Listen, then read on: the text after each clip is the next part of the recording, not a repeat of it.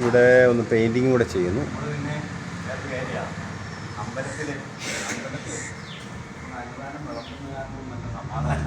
ആ ഇത് കണ്ടോ, ഫ്രെയിമിങ്, ഒരു പ്രത്യേക ഫ്രെയിമിങ് കൂടെ എക്സ്ട്രാ കൊടുത്തിട്ട് പെയിൻറ്റ് ചെയ്ത് എന്നിട്ടാണ് ക്ലാഡ് ചെയ്യാൻ ഉദ്ദേശിക്കുന്നത്. അപ്പോൾ നല്ല ഫിനിഷിങ് കിട്ടും. ഈ സൈഡിലും കണ്ടോ, ഇത് കണ്ടോ കൊടുത്തിരിക്കുന്നത്. അപ്പോൾ അത് ഫിനിഷിംഗ് ആയി പെയിൻറ്റിങ്, ബ്ലാക്ക് പെയിൻറ്റും അടിച്ച് പക്ക കോട്ടിങ് ആയിട്ട് കിടക്കും. അതാണ് അതിൻ്റെ ഗുണം.